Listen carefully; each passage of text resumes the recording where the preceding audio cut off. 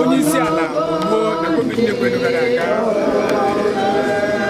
Abridged na ndokwa Abridged na ndokwa ezumike ebighị ebi nye o Chineke ihe nke Abridged na ndokwa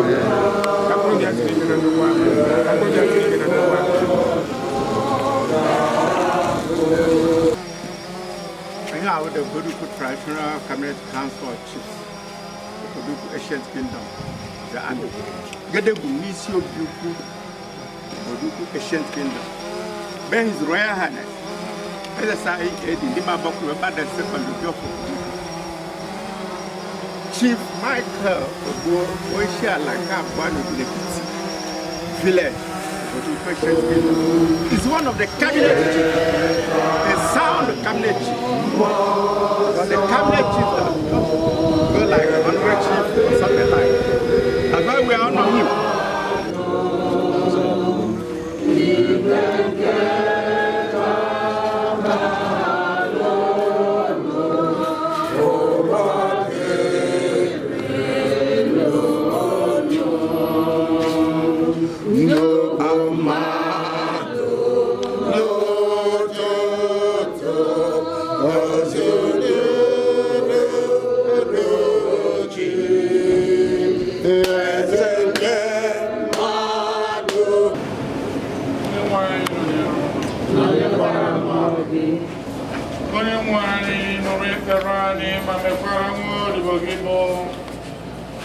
Chief Michael Nwabueze bụ ebere onye soro nwaka kpọrọ nabata ya n'otu ndị nsọ gị na alaeze gị bụ udo na ọṅụ.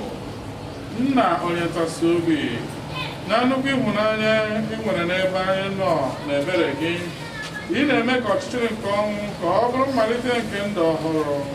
Biko bịa tọsie ndị nke gị obi nọ n'oru ma nyekwara nwa odibo gị bụ Michael Nwabueze Ogbuo ndụ ebighị ebi ma sị na ntọsi obi nke ị nyere anyị ka anyị nwee ike ịtọsi ndị ọzọ obi.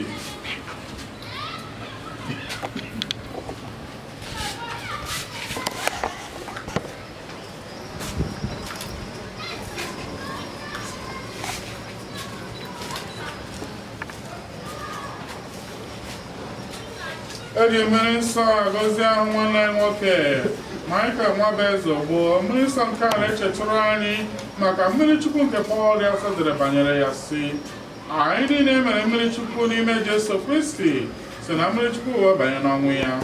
Ya bụ na elikwara anyị na ya si na mmiri chukwu anyị mere.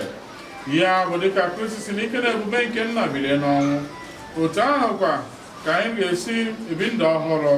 Ọ bụrụ na anyị na Kristi dịkwara n'otu n'oyi nke ọnwụ ya, anyị na ya ga-adịkwakwa n'otu n'oyi nke mbilite n'ọnwụ ya.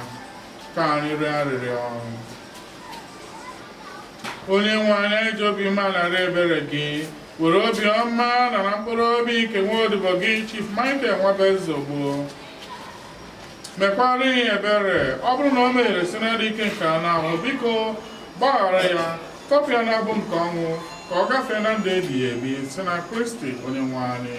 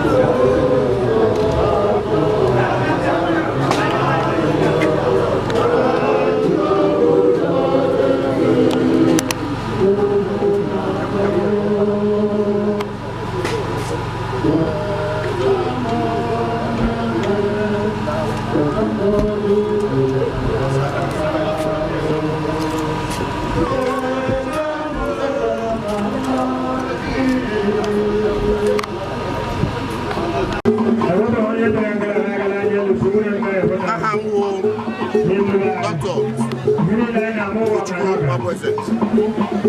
I am chairman of the village.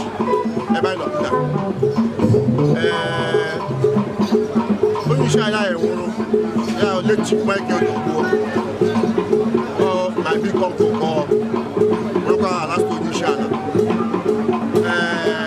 Star, that is last respect.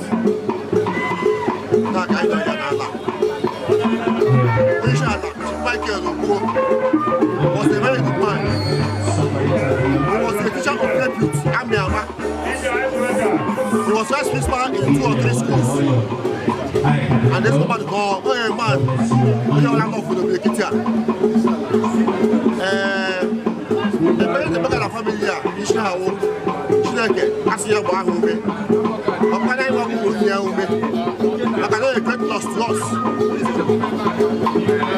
Because of Hokma, because we're working one way. So Hokma, what I'm going to do, and I know, we're risk and never had check a consider much of money.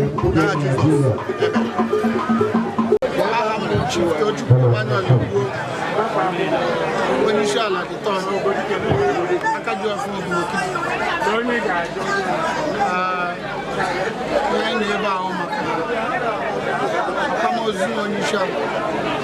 pay your last respect. Onyeisiala I am happy. So I had an idea. Yagapanana teaching a question. So injuries around the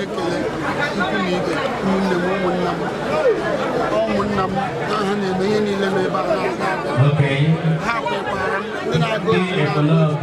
On the other side. Now I have the audience, but I have the time to opportunity to so you know where the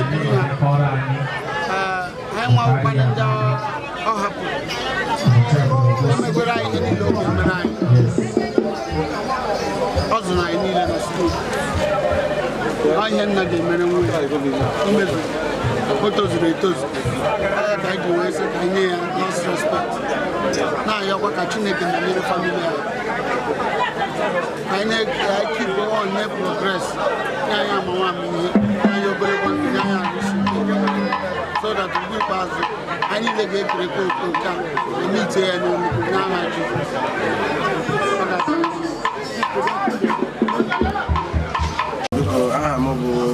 Ogbuo defend Michael. I think onye Jimana. You know me, wasn't the chicken. Much of me joy here, people, my friends, they got an today, 20th August 2001, watching my father happen. And Obochane Elia, back and Elia. So, actually, Joe here, I would recommend the name. This is Chabini, let it teach away Benjamin Macaron. I am many so mana. I'm a work I game. As make everybody can and dog you know, the Belagan Maca, support, financial support. You know, my thanks, a very strong thanks to my elder brother, Onyeisiala the third. He stood as a father, and he's still standing as a father. I'm very, very grateful for having such person as a brother and as another brother. I'm only a supporter who only as the third Onyeisiala. That's a moment where I can only